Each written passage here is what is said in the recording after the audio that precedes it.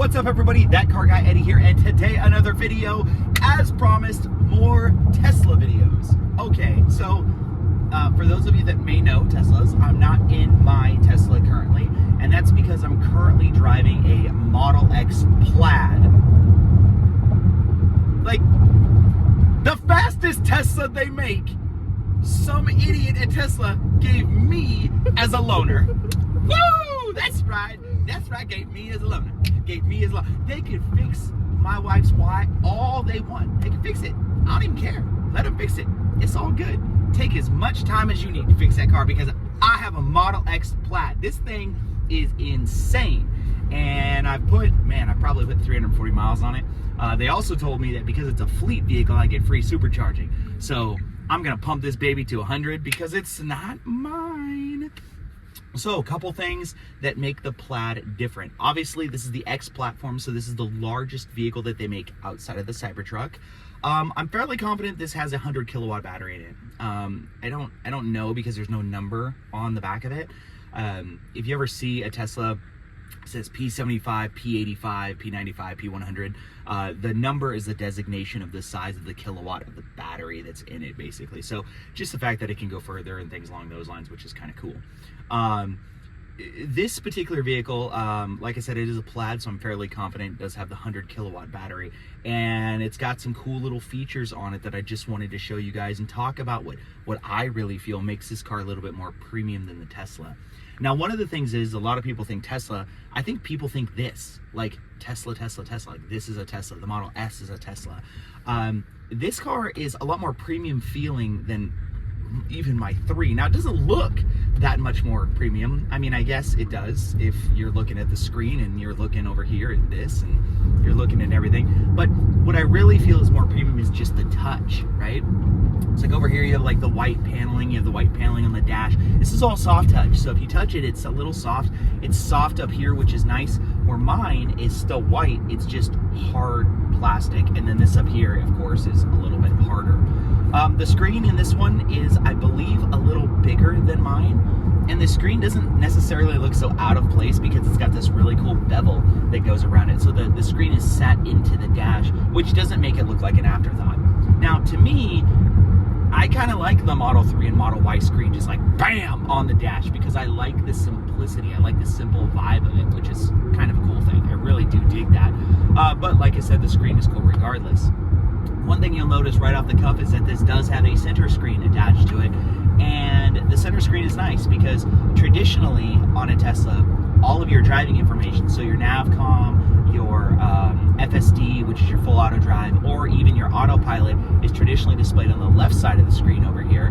And then over on the right side, you have, your other information, and then you have your music down here at the bottom. You have to go to it. Well, what this does is this puts your speed right in front of you. It also puts, pay attention to the road. It also puts your auto drive right in front of you, your auto park and things like that. It tells you what gears you're in, gives you your clock and things along those lines. It's just another screen.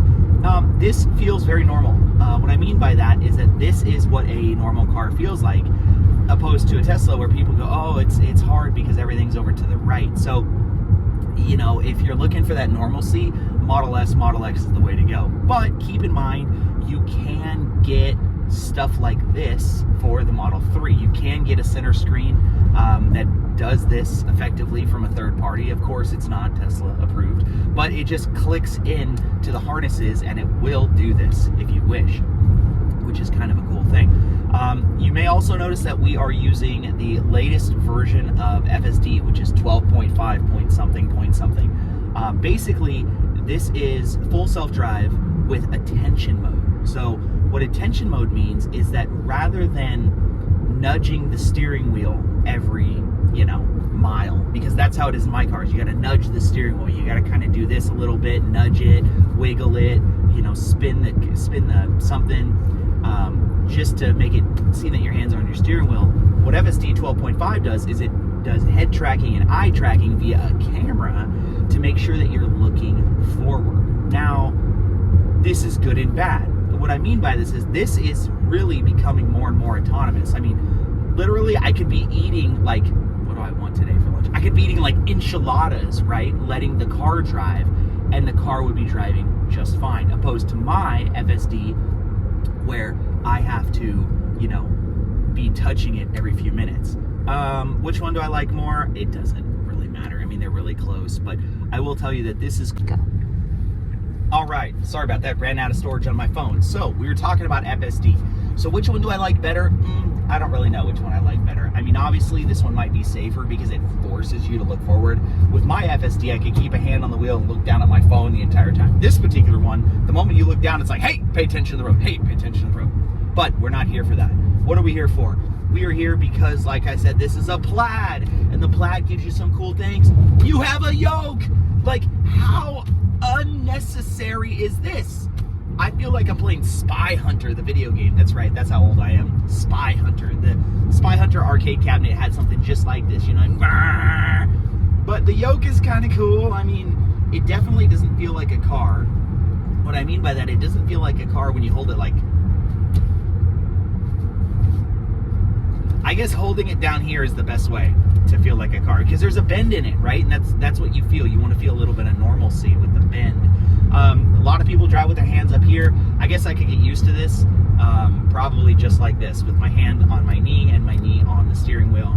But what you can't do is drive with your steering wheel or drive with your knee. Look, because there's a flat spot, there's nowhere for my knee to go. Like, how do you drive this thing with your knee? I guess you don't, because you have auto drive, right? I guess you don't need to do that. So, I mean, whatever, it's all good. Guess what else this thing doesn't have? Stocks. There's nothing here. There's nothing here, which means everything. This dude was looking at me like I was crazy. I'm sorry. This thing doesn't have stocks. What it has buttons. So you want to make a left, you better press this button. If you want to make a right, you better press this button. Yeah, press this button to shut it off. So the button is kind of cool. Other than a stock, like I said, I could get used to it. It doesn't freaking matter. If you got car reviews out there that are like, you want my stock back? Yeah! It's really not that bad, okay? It's calm down, okay? The other thing is that over here, it doesn't have a gear selector, right? The gear selector is actually, well, I can't do it because I'm driving. It doesn't want me to put it in gear. But the gear selector is up here. It's on a thing. Slide forward, slide back. Once again, you get used to it. It does have hard buttons down here, which is kind of cool, as a way to switch it into gears. And also, the other thing on a Tesla, normally you go down once to put it in to autopilot. This one, you just hit the button, ba-boom, it gives you that lovely sound, which is like a plane, ba-boom, and yeah, it's good to go. It goes right into autopilot, just the same. There's no horn on it. Instead, there's a horn button. I love the horn button. It's like not as satisfying. Like when someone pisses you off, you're like, hey, ah! Not on this one. You're like, hey!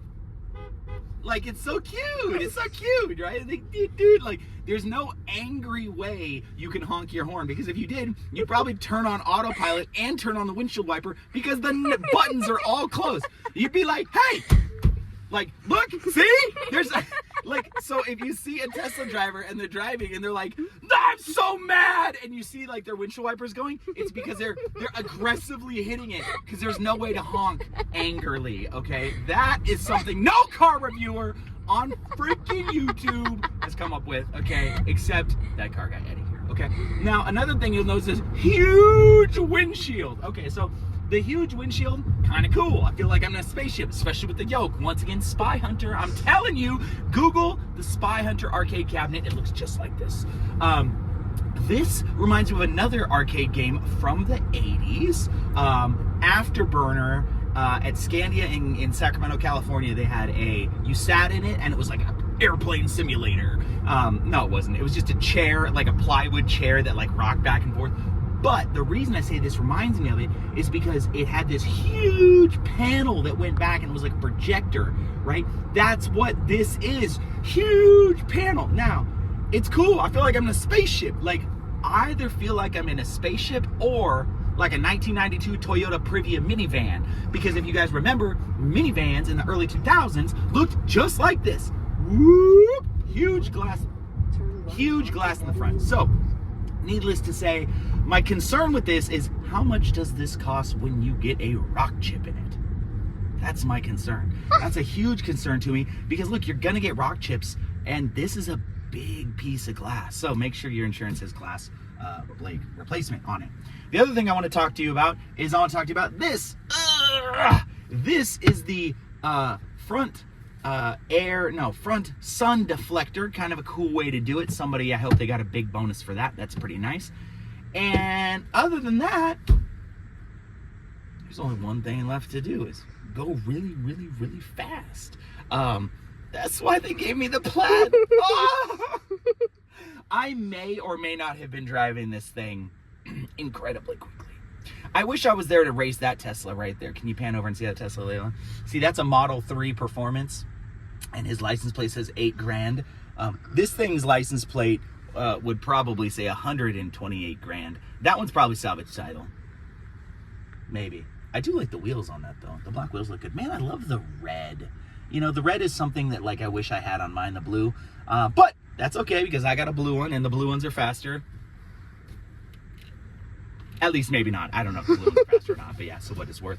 The other cool thing is the doors. Okay, you can't talk about a Model X without talking about the gull-wing doors. Yeah, I feel like it's a DeLorean. Yeah, okay. That's kind of cool. The doors go up and down. Kids, you guys like the doors? Yeah. Yes. Yeah, the doors are like the coolest part, huh? Yep. Yeah, there's also a screen back here in the back you can't really see. Layla, can you get that screen?